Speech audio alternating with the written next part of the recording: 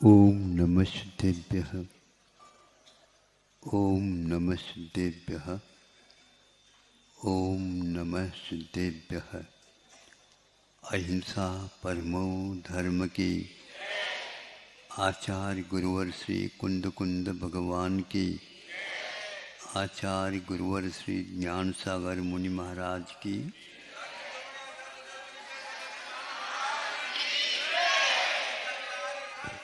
जय।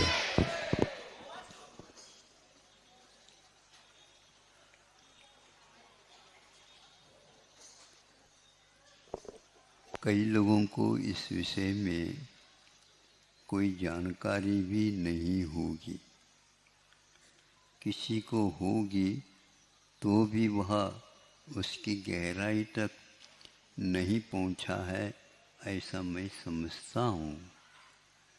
विषय है कि 5 प्रकार के स्वाध्यायों में एक आमनाई स्वाध्याय होता है। प्राय करके वाचना का नाम ही हम स्वाध्याय समझते हैं, यह ऐसा नहीं, किंतु स्वाध्याय के लिए वाचना के बाद पूछना भी होता, जिसको पृच्छना बोलते हैं। क्या पूछना, इधर उधर की बातें नहीं पूछना, किंतु जो सुना है, जो वाचना पाई है, उसमें जब समझ में नहीं आता, कुछ संदेह सा और जिज्ञासा बनी रहती है, तो जानकार व्यक्ति के पास जाकर के तत्संबंधी शंका का निवारण किया जाता है। ये पृच्छना है। जो उन्होंने बताया, समझ में आया, उसको बार बार चिंतन में लाने का नाम अनुप्रेक्षा रूप स्वाध्याय है।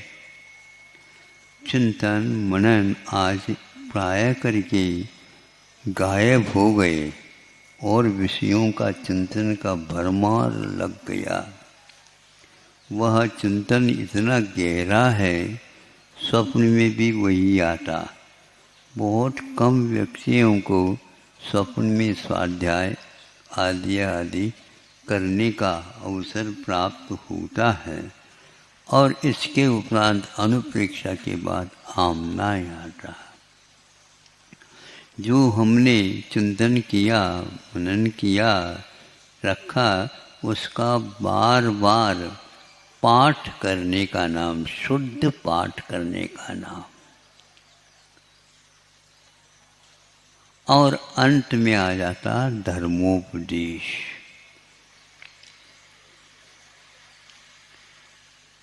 शुद्ध पाठ का अर्थ, जैसे पहले भी लोग समूह वर्ग बना करके 2 लाइन बना करके इधर 2 पंक्ति इधर 2 पंक्ति पढ़ करके उसका पाठ किया करते थे।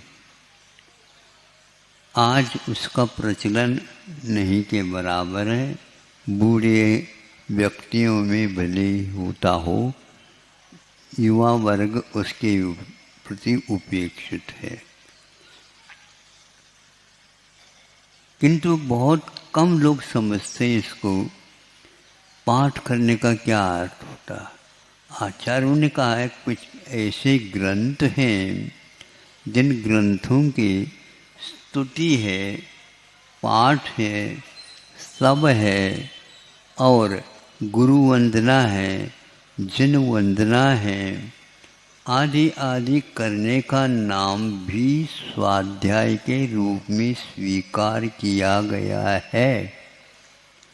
हमने सोचा अष्टांगिक आ रहा है, आज प्रारंभ हो चुका है, तो यह नंदीश्वर द्वीप की रचना वगैरह करके 8 दिन का विधान भी श्रावकों के द्वारा किया जाता है।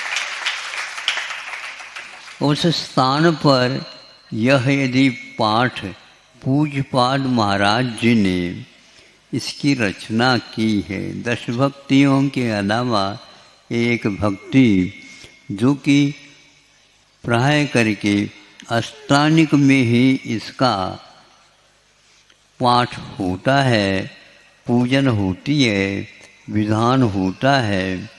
और इसमें आप ही लोग नहीं किंतु स्वर्ग से देव उतर आ जाते हैं और नंदीश्वर द्वीप में जाकर के 8 दिन तक लगातार, जैसे आप दशलक्षण पर्व में करते हैं उस प्रकार वे अभिषेक, पूजन, नृत्य, गान आदि आदि, परिक्रमा आदि करने के अकृत्रिम चैत्यालय।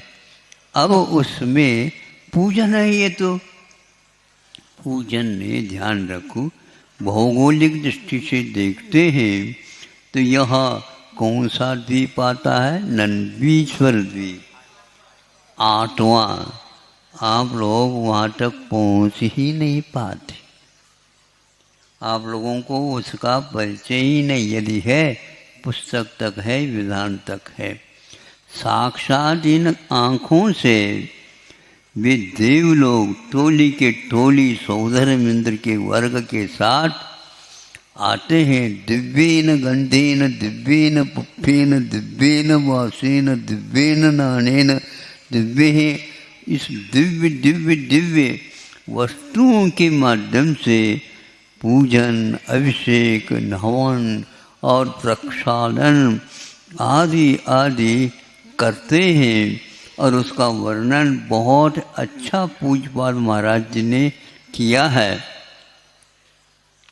वह कम से कम उस पाठ को आप पढ़ेंगे तो हमने सोचा कि भाई हम वहाँ पर जा भी नहीं रहे हैं और संस्कृत में प्राय करके इतना क्लिष्ट है, सभी को संस्कृत तो आती नहीं, इसका अनुवाद कर दिया जाए तो सारे ग्रंथों को संकलित करके उसके पाठ वेद आदि आदि देख करके उसका अनुवाद, शायद जहाँ तक स्मरण आ रहा है, मुक्तागिरी शुद्ध क्षेत्र पर उसका पूर्ण समापन हुआ था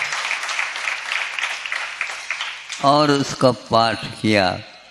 तो आज वह प्रथम बार सभी सभा के सामने अथवा श्रावकों के सामने भी उसका पाठ रखा गया, क्योंकि मेघराज भी खुश है। आज गर्मी आप लोगों ने भी बहुत खाई, अब वह शीतलता भी यहाँ पर तो पाठ के साथ शीतल किया जाए। उस पाठ को 60 श्लोक प्रमाण है। वो लगभग अभी सुना तो धीरे धीरे पाठ हो रहा था, तो आदि से लेकर के अंत तक सुनने के उपरांत 30 मिनट आधा घंटे का समय उसमें आराम के साथ लगता है और उसका एक प्रकार से 60 श्लोकों का पद्यानुवाद के माध्यम से कुछ अर्थ कम भी आता हो समझ में, तो भी उसकी लय के माध्यम से और शब्दावलियों के माध्यम से संगीत का के साथ जोड़ करके संगीत यदि लगाएंगे तो फिर उसमें गड़बड़ होता है।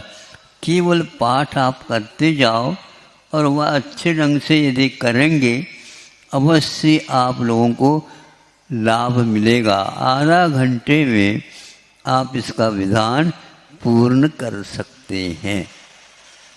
2-3 पाठ हुए, मैं बैठा बैठा वहीं पर सुनता रहा, अच्छा लगा। उसमें कुछ अशुद्धियाँ रह सकती हैं छापने की अपेक्षा से, वो संकेत तो हमने दिया है ब्रह्मचारी जी को, उसका संशोधन हो सकता है, नहीं के बराबर है, लेकिन फिर भी लगता तो है उसमें एक आदमी। तो ये कह रहा था कि मूलाचार में भी यह प्रसंग हमने अभी 2-3 दिन पूर्व में पढ़ा। उसमें लगा कि ये शास्त्र जो होते हैं उसी का स्वाध्याय किया जाता है, ऐसा नहीं। स्तुति पाठ का भी स्वाध्याय किया जा सकता। ये कहाँ लिखा है? तो ये मूलाचार में तो दिया ही है, लेकिन इससे पूर्व में कि नियम सार में जहाँ स्मरण आता है, नियम सार में आचार्य कुंद देव ने 28 मूल गुणों में स्वाध्याय को नहीं रखा। सुन रहे हैं आप लोग? हाँ, स्वाध्याय 3-3, 4-4 घंटे तो करेंगे, दिन भर करेंगे, लेकिन स्तुति पाठ पूजन विधान इत्यादि के पीछे ये तो क्या, ये उसी का ये अंश है यहाँ पर जो दिया जा रहा। अंश भी नहीं, किंतु अंशी भी इसमें उपलब्ध होता है। उन्होंने कहा कि 28 मूल गुणों में स्वाध्याय क्यों नहीं रखा? तो उन्होंने कहा कि स्तुति, स्तव, वंदना, प्रतिक्रमण आदि आदि ये सारे के सारे स्वाध्याय के अंतर्गत ही आ जाते हैं। समझो इसको, हम स्वाध्याय कर रहे हैं, कौन से ग्रंथ का स्वाध्याय है? तो उसमें ये सारा सारा आ रहा है। पहले भी हमारे धारणा थी, किंतु इसको हम स्तुति पाठ या पूजन के रूप में लेते हैं, या ऐसा है ही नहीं। कम समय में भी सारभूत होता है। तो अनुवाद करने का प्रयोजन यही एक सिद्ध होता है। इसी प्रकार द्रव्य संग्रह का भी आप आधा घंटे में शांति के साथ बैठ करके पाठ करते हैं पद्यानुवाद के माध्यम से, क्योंकि वो प्राकृतिक ग्रंथ है। तो पद्यानुवाद के माध्यम से करते हैं तो आधा घंटे में उसका भी पाठ हम बहुत शांति के साथ कर सकते हैं। एकांत में बैठ करके यदि वह मुखाग्र हो जाए तो फिर कहना ही क्या, जहाँ कहीं भी आप सब द्रव्यों को छोड़ करके द्रव्य संग्रह का पाठ कर सकते हैं।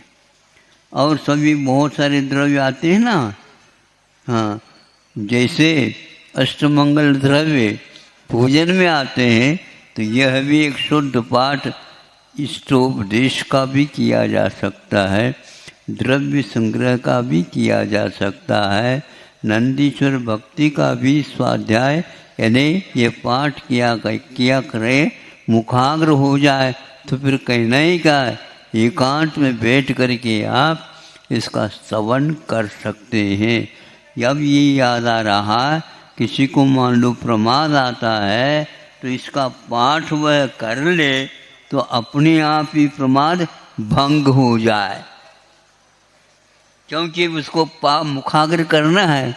ये बात अलग है, मुखाग्र होने के उपरांत भी कुछ कमियां रह सकती, लेकिन यदि हमारी लगन है तो अवश्य ही कम समय में इन ग्रंथों का इष्टोपदेश भी है, द्रव्य संग्रह भी है, और नंदीश्वर भक्ति भी है, स्वयंभू स्तोत्र, यह स्वामी समर्थभद्र महाराज 2000 वर्ष पूर्व में लिखा है, उसको आप आधा पौन घंटे में आराम के साथ कर सकते हैं और तद्गत अर्थ से गदगद हो सकते हैं, होते हैं।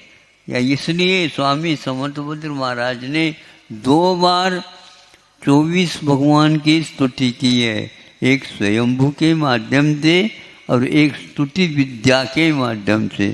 स्तुति विद्या इतना कठिन है तो उसके मूरजबंध, चक्रकबंध आदि आदि बंधों के साथ उसका उन्होंने अनुबंध किया है, बहुत ही रोचक है, लेकिन वह बहुत कठिन होने के कारण उसका हमने अनुवाद नहीं किया तो जा सकता है, लेकिन विद्वत भोग्य ही वह रहेगा, सब लोगों के लिए समझ में नहीं आएगा।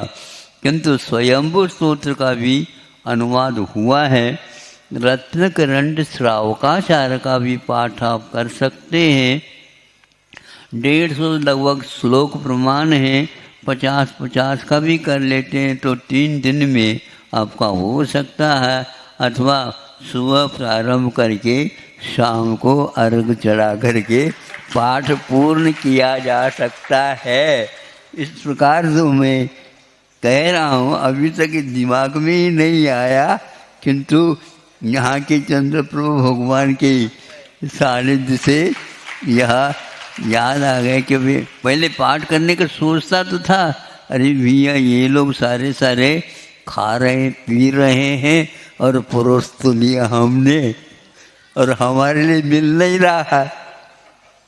तो कभी कभी हिंदी बहुत रोचक हो गया। रोचक क्या, वो सरल होने के कारण अथवा मातृभाषा में होने के कारण अर्थ सहित आ जाता है, तो वो गुनगुनाने से बस वैसे राग से नहीं है, किंतु उसके साथ छंद भी है, तो छंद ज्ञान के माध्यम से उसको पढ़ने से रोमांचित हो जाता है। ऐसे साधनों से हमें आजकल इस स्वाध्याय का लाभ मिल सकता है। बड़े बड़े ग्रंथों के स्वाध्याय के लिए तो नंदीश्वर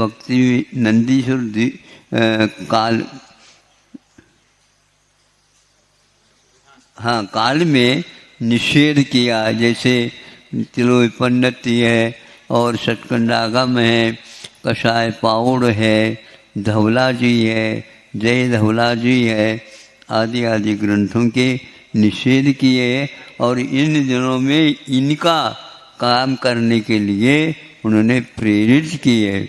इसलिए इन दिनों में हम इन ग्रंथों के पाठ कर 10 भक्तियों के भी पाठ है, बहुत सरल है, संस्कृत में नहीं आता है तो आप इसमें कर सकते हैं। सारी आरिकाएँ प्राय करके ये इसका लाभ खूब ले रही हैं। जिनको लाभ नहीं मिल रहा तो सुन लें, और नहीं सुनते हैं, नहीं सुन सकते हैं तो आप स्वयं पढ़ लो हाथ में लेकर के, अच्छा उसका आपको लाभ मिलेगा। सामायिक में एकाग्रता यदि नहीं आ रही है, इन पाठों को भी कर सकते हैं, ऐसा मूलाचार आदि ग्रंथों में आया है। वंदनादिक इत्यादिक भी उन्होंने लिखा शब्द, इससे फलता यही निकलता है आप लोगों को अपने समय का सदुपयोग करना चाहिए, और दुकान आपकी अच्छी खुली है उसका लाभ पूर्ण ले लेना चाहिए। नहीं तो आप पूंजी तो लगा दी, अब आगे के लिए दुकान खोलने के लिए दूसरी पूंजी कहाँ से ले जाओगे? यहाँ से इकट्ठा कर लो और उसमें से अगले जीवन में जा कर के इससे भी बढ़िया शोरूम जो है, क्या बोलते हैं आप लोग खोल दो और स्व और पर के लिए भी उसका लाभ लुटवाओ, क्योंकि इसके अलावा और कोई साक्षात समूचन तो मिल नहीं रहा। इन पाठों को यदि भक्ति पूर्वक करेंगे, निश्चित रूप से हमें बहुत जल्दी समूचरण का दर्शन हो सकेगा। आज दूसरा थोड़ा सा है, वो भी रोचक है, आप लोगों के जीवन में भी इस प्रकार घटित होना चाहिए। लेकिन आप तेल लो लकड़ी में इतने जकड़े हैं, नाती तो है ही और पोता तो है ही, किंतु बेटा तो है ही, पिता भी है, लेकिन दादाजी तक उसी में भाग लेते रहते हैं, डुबकी लगाते रहते हैं। उनमें से एक डुबकी लगाने वाला व्यक्ति आपके सामने है। उन्होंने 20-25 दिन पूर्व में भयानक गर्मी थी, बैठने मिले, मुश्किल हो रहा था, पसीना हो रहा। उस समय गर्मी में आए और कहीं महाराज हमें मना न कर ले, पक्का होता है क्या नहीं सौदा, पहले से वो करने के लिए आए थे। और चूंकि यहीं पर हम थे उस समय, आए या कहा, अपना मंतव्य बताया, ठीक है कोई बात नहीं, हमने भी सोचा कि ग्राहक बड़ा है मोटा ग्राहक है, छोड़ो नहीं, क्योंकि इसके कारण बहुत सारे व्यक्तियों को प्रेरणा मिलेगी। ये 100 वर्ष को छूने वाले हैं, इसी से समझ लो।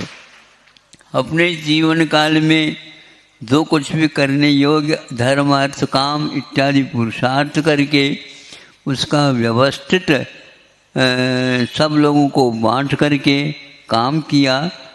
सब लोग अपने अपने काम में लग गए।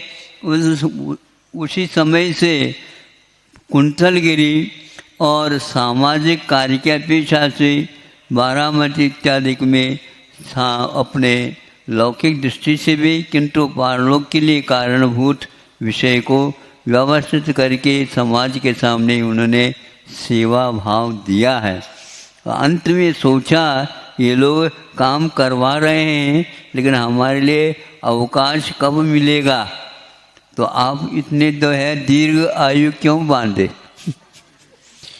दीर्घ आयु बांधने का तो लाभ वही ज़्यादा लेंगे। समझ में आ गया। उन्होंने सोचा शरीर अभी काम कर रहा है, अभी इससे और धर्म का भी केवल एकांत रूप से लाभ लेना चाहिए। निर्णय करके क्षमा मांग करके समाज से, परिवार से, कुटुंब से, साथी संगाती मित्र मंडल आदि सबसे पूछताछ करके आए हैं। 2 दिन पूर्व से हमने कहा मुहूर्त ये अष्टानी का आ रहा है, उसी दिन से आपका प्रारंभ किया जाए। तो आज ही प्रातः वेला में इनको 10वीं प्रतिमा को स्वीकार उन्होंने कर ली। अब एकमात्र रह गई, उसको यदि अंत में वो भी कर लेंगे तो यह घर से भी अभी निवृत्त होकर के ही आए हैं।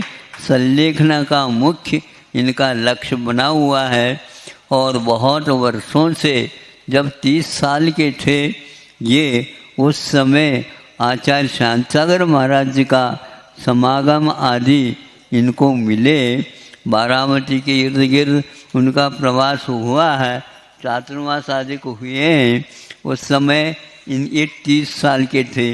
इसका अर्थ समझ में उस समय काफ़ी आता होगा, लेकिन आने के उपरांत भी बंधन होते हैं तो पूरे नहीं दे पाए जीवन को। किंतु जब से घर प्रशस्त हुआ और सब लोग अपने अपने काम में लग गए तो ये अपने धार्मिक और सामाजिक कार्यों में व्यस्त हो करके अगले भव संबंधी अथवा इस भव में भी जो अपने मित्र वगैरह हैं, परिवार वाले हैं, वे भी इसको समझे इतना ही मात्र संसार नहीं, अपने जीवन नहीं, किंतु अंत में इससे निवृत्त हो करके जहाँ कहीं भी सुविधा व्यवस्था है वहाँ पर रह करके परलोक संबंधी कर्म और आत्मा क्या है इस संबंधी अथवा समता क्या है, इसको सोचने के लिए इन्होंने शेष काल निकाला है।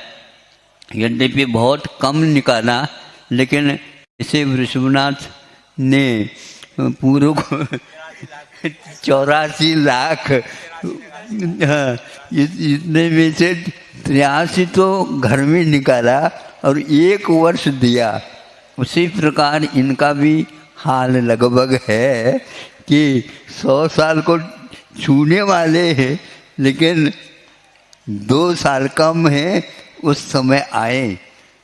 यद्यपि शरीर थका हुआ है, लेकिन लगता नहीं शरीर थका हुआ है।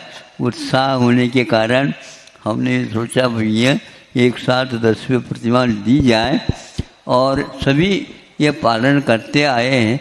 वर्षों से ये एकासन ही करते हैं। शाम को पानी इत्यादि का भी आग्रह करने के उपरांत भी नहीं लेते, क्योंकि इनको वह लगा हुआ है संलेखना को हमें अवश्य पूर्ण करना है, ताकि यह अपना जीवन जितना है वह सार्थक बन जाए। तो इस प्रकार आज यह नंदीश्वर पाठ का, भक्ति का पाठ प्रारंभ हो गया है, अष्टानिक भी प्रारंभ हो चुका है, पाठ तो 3-4 पाठ हो गए हैं। अब यदि मान लो बीच में व्यवधान आता है तो ऐसे कोई कक्ष बना दो, वहाँ पर एकांत में बैठ करके 3-4 जो व्यक्ति जैसे व्यवस्थित, ऐसा न हो कि व्यवधान के साथ उसको छोड़ दो।